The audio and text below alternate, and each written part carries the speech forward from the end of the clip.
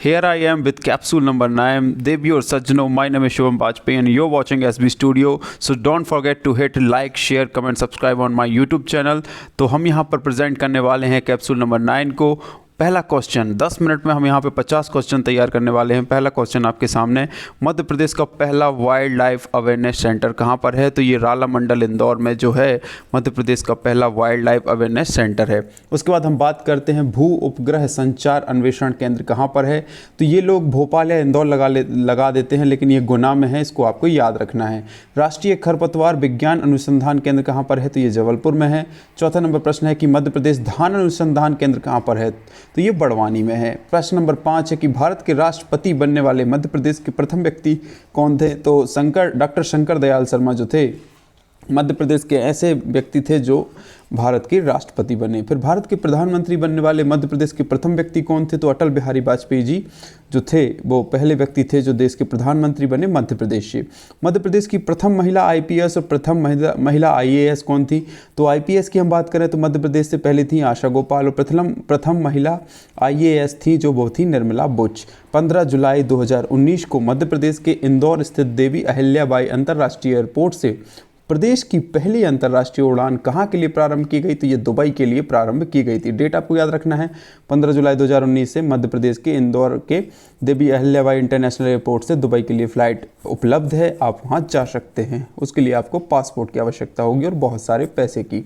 हनुवंतिया टापू मध्य प्रदेश के किस जिले में है? तो ये खंडवा में है, जो कि वाटर स्पोर्ट्स और पिकनिक स्पॉट बनाया गया है, जहाँ पे आप वाटर स्कूटिंग कर सकते हैं, बोटिंग का मज़ा ले सकते हैं और भी आप अपने हॉलीडेज़ को सेलिब्रेट यहाँ पे कर सकते हैं। तो ये जो हमारा खंडवा में जहाँ इंदिरा सागर डैम बना है वहीं से कुछ दूरी पर ये हनुवंतिया टापू स्थित अपने आप बना दिया गया है। वहाँ पे कृत्रिम रूप से उस टापू को बना दिया गया है जहाँ पे पर्यटन के लिए नए आयाम खोजे जा सकें मध्य प्रदेश में। बात करते हैं क्वेश्चन नंबर 10 की, मध्य प्रदेश का पहला शिल्प ग्राम कहाँ पर है? तो ये छतरपुर जिले में है। उच्चतम न्यायालय द्वारा मतलब सुप्रीम कोर्ट द्वारा कितने प्रकार की रिट जारी की जाती है? तो सुप्रीम कोर्ट के द्वारा 5 प्रकार की रिट जारी की जाती है, जिसमें बंदी, प्रत्यक्षीकरण और ऐसे ही 4 और अलग होती हैं, जिनके आधार पर भारत के नागरिकों को कुछ विशेष अधिकार मिलते हैं, जिसके लिए वो सुप्रीम कोर्ट में सूट फाइल कर सकता है। उसके बाद हम बात करते हैं क्वेश्चन नंबर 12 की कि प्रेस की स्वतंत्रता भारतीय संविधान के किस अनुच्छेद से बनती है? तो आर्टिकल 19 में प्रेस की स्वतंत्रता हमें दी जाती है। क्वेश्चन नंबर 13 है कि भारतीय नागरिकों के लिए एक समान सिविल संहिता का उल्लेख किस अनुच्छेद में है?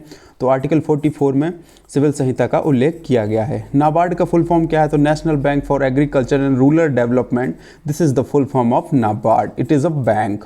योजना आयोग की स्थापना कब हुई? तो 15 मार्च 1920 को योजना आयोग की स्थापना की गई। अवतल लेंस से हमेशा कौन सा प्रतिबिंब बनता है?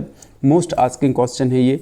आभासी और सीधा प्रतिबिंब अवतल लेंस के द्वारा बनाया जाता है।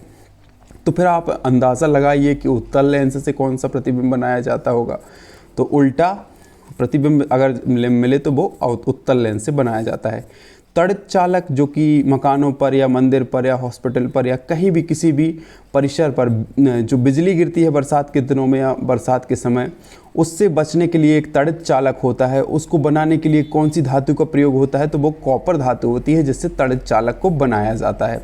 उसके बाद हम बात करते हैं एसी को डीसी में रूपांतरित करने के लिए प्रयुक्त साधन को क्या कहते हैं? मतलब एसी करंट को डीसी करंट में बदलता है दृष्टिकारी या रेक्टिफायर हम इसे कहते हैं। ठीक है, फ़ोन बाकायदा फ्लाइट मोड में, नो डिस्टर्बेंस के साथ हमने 18 क्वेश्चन कर लिए हैं। क्वेश्चन नंबर 19 है, ध्वनि की गति सर्वाधिक होती है ठोस में। ठोस मतलब कांच हो गया और भी चीज़ें हो गई, तो सबसे ज़्यादा ध्वनि जो गति करती है वो ठोस में करती है। ठीक है, आपको याद रखना कि ध्वनि की जो गति है ना सर्वाधिक ठोस में होती है। क्वेश्चन नंबर 20 आपके सामने प्रेजेंट कर रहा हूँ, वह उपकरण कौन सा है जिससे समुद्र की गहराई को मापने के लिए ध्वनि तरंगों का प्रयोग किया जाता है? तो सोनार जो होता है, सोनार वेव्स जो होती हैं, तो वो यंत्र होती है एक सोनार, उससे पता चल जाता है कि हाँ समुद्र की गहराई कितनी होती है। जैसे भी आपने मूवीज़ में भी देखा होगा जिसमें बोट्स और बड़े बड़े शिप दिखाए जाते हैं, उसमें सोनार की मदद से हम उस समुद्र की गहराई को माप लेते हैं। क्वेश्चन नंबर 21 है कि ज्यामिति का पिता किसे कहते हैं? तो यूक्लिड जो थे गणितज्ञ, उनको हम ज्यामिति का पिता कहते हैं। तो और मध्य प्रदेश में मेघदूत गार्डन कहाँ पर है? तो मेघदूत गार्डन जो है अपना विजयनगर के पास इंदौर में जो सयाजी होटल है उसी के पास अपना ये मेघदूत गार्डन है, जिसे मैंने देखा हुआ है। ठीक है, बात करते हैं क्वेश्चन नंबर 23 की। राष्ट्रीय मतदाता दिवस कब मनाया जाता है? तो 25 जनवरी को नेशनल वोटर्स डे मनाया जाता है। 24 नंबर प्रश्न है कि मानव शरीर का ताप नियंत्रण केंद्र कौन सी ग्रंथि करती है? तो हाइपोथैलेमस ग्रंथि जो होती है मानव शरीर में ताप नियंत्रण का कार्य करती है।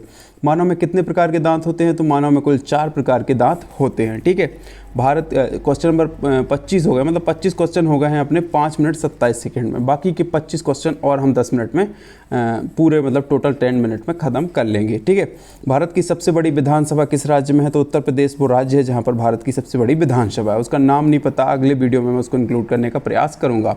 भारत की सबसे लंबी सुरंग चिनानी नाशरी किस राज्य में है? तो JNK मतलब जम्मू एंड कश्मीर में ये मौजूद है।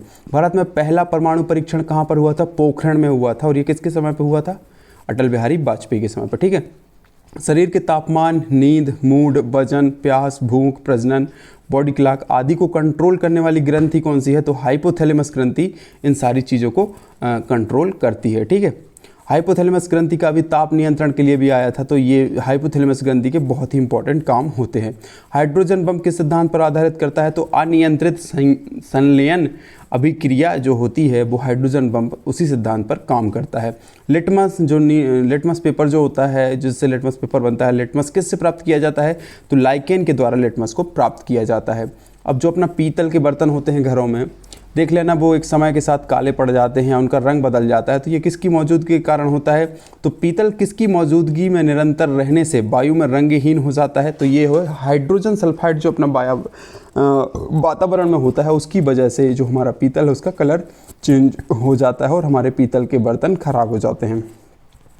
टॉक्सिकोलॉजी मतलब नाम से ही पता चल रहा है कि ये अध्ययन जो है इसका संबंध किस अध्ययन से है? तो विष या जहर के बारे में जो हम अध्ययन करते हैं वो उसका संबंध जो है टॉक्सिकोलॉजी से है। ठीक है, मनुष्य में परजीवी ग्रसन पैदा करने वाले कृमियों को अध्ययन को क्या कहते हैं?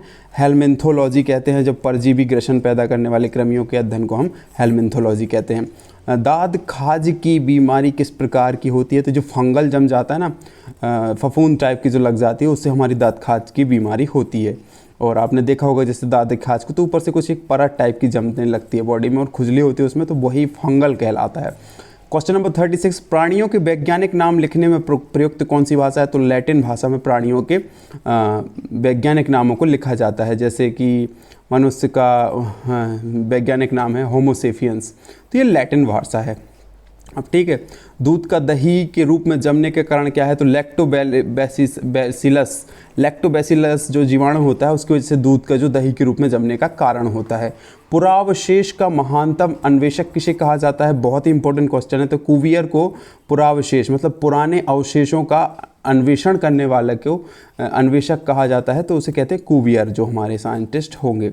कला व शिल्प प्रयोग किए जाने वाला किस रसायन से एनीमिया और ल्यूकीमिया हो सकता है? तो बेंजीन के द्वारा ये हो सकता है। ठीक है, अब जिन सूक्ष्म जीवों से पोषक तत्वों का पुनः चक्रण किया जाता है उन सूक्ष्म जीवों को क्या कहते हैं? तो वो अपघटक कहलाते हैं।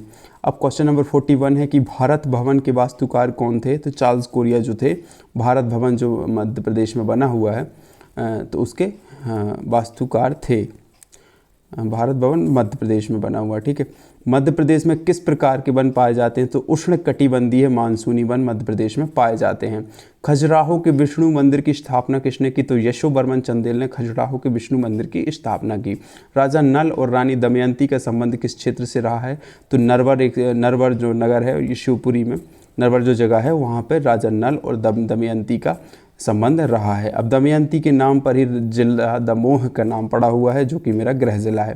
क्वेश्चन नंबर 45 की बात करते हैं कि जंगलों को जलाकर भील जनजाति द्वारा की जाने वाली कृषि को क्या कहते हैं? तो चिमाता कृषि जो है कहलाती है। जब जंगलों को जलाकर भील जनजाति के जो लोग जो हैं वो कृषि करते हैं तो उसको चिमाता कृषि कहते हैं। मध्य प्रदेश का पहला आदिवासी खेल विद्यालय कहाँ स्थित है? तो अलीराजपुर में मध्य प्रदेश का पहला आदिवासी खेल विद्यालय मौजूद है। कछवाहा वंशकालीन ककनमठ मंदिर कहाँ पर स्थित है? तो सिहोनिया क्षेत्र में, मुरैना जिला में, जो मध्य प्रदेश का सबसे पूर्वी जिला है, उसे पूर्वी नहीं, हाँ उत्तरी जिला है। तो ये जो है अपना वहाँ पे ककनमठ मुरैना ज़िले में स्थित है।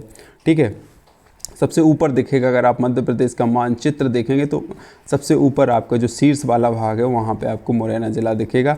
मध्य प्रदेश के उज्जैन में स्थित जंतर मंतर का निर्माण किसने करवाया था? तो राजा सवाई जय सिंह ने इसका निर्माण करवाया था। जंतर मंतर जो है उज्जैन में भी है। क्वेश्चन नंबर 49 कि मध्य प्रदेश वन्य जीव संरक्षण अधिनियम कब पारित हुआ? तो 1974 में वन्य जीव संरक्षण अधिनियम मध्य प्रदेश का पारित हुआ।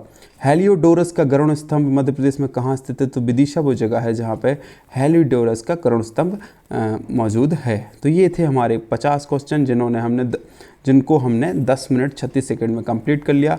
हम फिर मिलेंगे कल आपके साथ कैप्सूल नंबर 10 के साथ। अगर ये वीडियो अभी तक आप लोग नहीं देख रहे हैं तो आप हमारे चैनल की प्लेलिस्ट में जाकर MP पुलिस कांस्टेबल 2021 प्लेलिस्ट बनी हुई है, उसमें आपको 1 to 9 तक सारे कैप्सूल्स वीडियो मिल जाएंगे। और अगर इसकी PDF को चाहते हैं तो आप हमारे व्हाट्सएप ग्रुप से जुड़ सकते हैं। जो व्हाट्सएप ग्रुप से जुड़े हैं वहाँ उनको PDF ऑलरेडी मिल जाएगी। बाकी PDF अच्छी लगती है तो आप वीडियो से भी पढ़ सकते हैं। आज की वीडियो बस इतना ही। जय हिंद, जय भारत।